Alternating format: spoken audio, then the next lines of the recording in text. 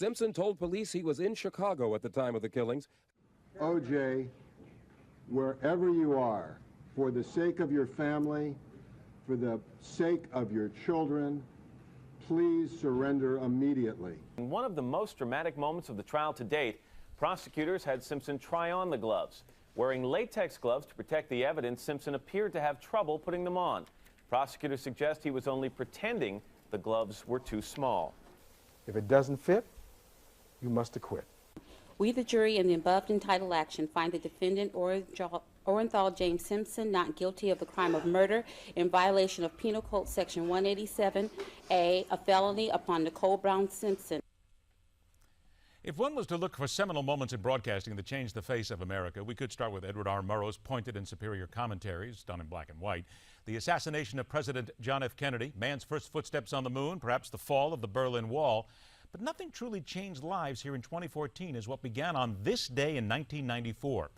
A short time after midnight in the Brentwood area of Los Angeles, the butchered bodies of Nicole Brown Simpson and Ronald Goldman were discovered. NFL Hall of Famer O.J. Simpson was found not guilty of the crimes. And now, years later, new polls are out showing that an overwhelming majority of Americans of all colors believe he should have been found guilty. This is only the core of this sideshow. For the Simpson murders and what followed forever changed the face of broadcast television, broadcast news, and what you watch and have demanded for your entertainment dollar. Joining us on Midpoint, cutting his broadcast chops at Turner Broadcasting, CNN, the USA Network, and more, now our media analyst. Welcome in for the debut of Jeffrey Grimshaw. Mr. Grimshaw, pleasure to see you again, my friend.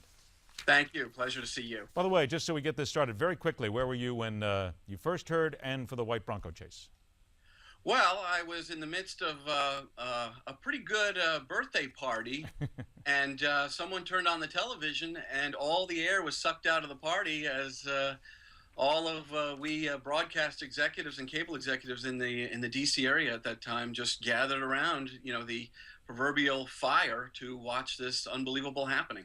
It is macabre to say this out loud, and some people will, of course, shudder, but let's say it.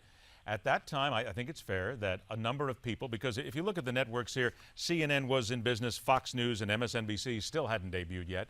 A lot of people looked at this and said, this is entertainment. Think about that. But you and I both know that that's the fact. People looked at this as the beginning of a new brand of entertainment, did they not?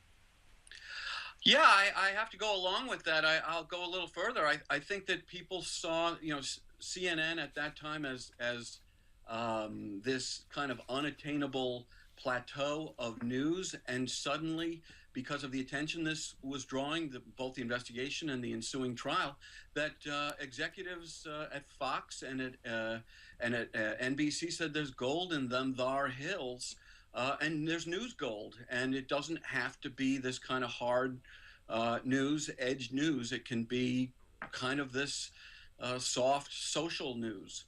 Is it fair to say that in some instances news went from being a digging, where you went out there and you actually found the story, to now, as they did with the Bronco chase, just taking in the satellite feeds and just regurgitating as much as you could? Boy, that's an interesting question. Yeah, I will go along with that, but I look at this trial as the trial and the investigation as kind of the ringing the bell, I'll call it, for America's voyeuristic appetite, and what I think Trey Jones and the people at South Park call murder porn. Dig into that a little bit now, about the voyeurism and where we've gone from there to where we are today, certainly with all the reality shows, courtroom dramas, and let's not forget, this is what people want because they watch it and the ratings go up, and that's why it constantly fills the airwaves. Yeah, well, if you look at the television landscape back in 1994 and 1995, when this was all happening, you had one major news network. We saw two sprout, Fox News and MSNBC. We saw headline, we have seen since, Court TV was in business for about 5 years, but they were a very minor player, and they turned into a pretty major player during the course of the OJ investigation and the trial. So much so that they were gobbled up by Turner Broadcasting, who turned Court TV into True TV. Discovery followed suit with investigative ID, Discovery ID. As I said, we saw True TV come to the forefront. We saw headline news morph from a straight and hard news wheel to all sorts of reality and actuality programming. And I think this is, again, ringing the dinner bell for the rise of actuality programming. Give me an idea, and touch on that if you will, but give me an idea of what you see as the echoes forward, certainly from what we saw from O.J., the coverage of the event, the absolute way America grabbed it. But as you bring this forward to 2014 and what we see now, not only in TV news, but in television itself, what are the echoes that are left over from what happened and what started with O.J.? Well, if you see a commercial for Robert Shapiro's LegalZoom.com, well, we didn't know Robert Shapiro really before then. We saw the rise and falls of all sorts of legal stars from that trial, and some who have kind of faded. The Marcia Clarks and the Chris Dardens, they had their 15 minutes. Robert Kardashian, dearly departed. Well, he has a daughter you may have heard of, and so the echoes have been ringing long. We saw 2 years ago, I think it was about 2 years ago at this time, the Jodi Arias trial just captivate America and turn headline news, give it all sorts of viewership that it had never, ever seen before, nearly catching up to Fox News, and certainly eclipsing its big brother network, CNN.